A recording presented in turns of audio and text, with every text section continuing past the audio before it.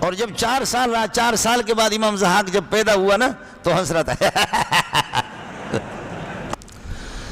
حمل کی کم از کم مدت 6 مہینہ ہے۔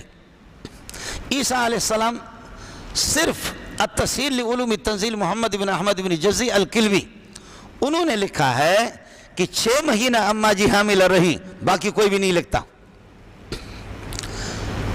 عام تفسیروں سے پتہ چلتا ہے کہ یہ چند دنوں میں فی الفور یہ ہوا، حمل ٹھہر گیا اور فَأَجَاهَ الْمَخَاضُ درد ذہ کی تکلیف اماں جی کو لے گئی، یہ تکلیف آپ کو لے گئی اِلَى جِذْعِ النَّخْلَةِ کھجور کے تنے کے پاس۔ 6 مہینے نہیں لگے، 6 مہینے بنگالی اور برمی، 9 مہینے پٹھان اور بلوچ، اور 4 سال امام ضحاک۔ ضحاک سنا ہے آپ نے؟ ضحاک کا معنی خوب ہنسنے والا، یہ بہت بڑے محدث گزرے امام ضحاک۔ امام ضحاک ماں کے پیٹ میں 4 سال رہا، سب کو سبحان اللہ۔ اور جب 4 سال رہا، 4 سال کے بعد امام ضحاک جب پیدا ہوا نا تو ہنس رہا تھا۔ لوگ حیران ہو گئے، اس کے دانت بھی پیدا ہو گئے،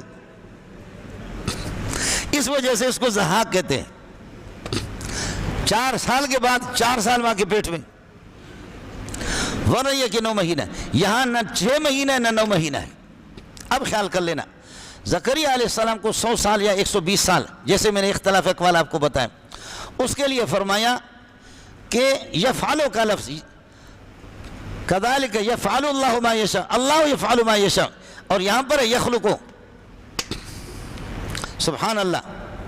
اما مریم کے لیے عیسیٰ کا پیدا ہونا، اس کے لیے لفظ خلق، تخلیق، خالق استعمال کیا، یخلقو۔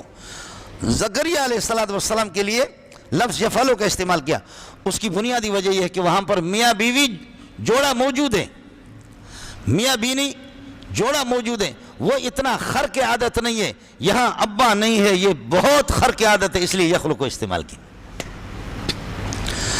بھائی 100 سال میں بھی تو کسی کے بچے نہیں ہوتے، حضرت زکریا 100 سال اس کی عمر ابھی آپ کے سامنے گزرا، اس کے لیے یفعل ما یشاء، اور یہاں پر یخلق ما یشاء، اس لیے یہ خرق عادت میں یہ زیادہ ہے۔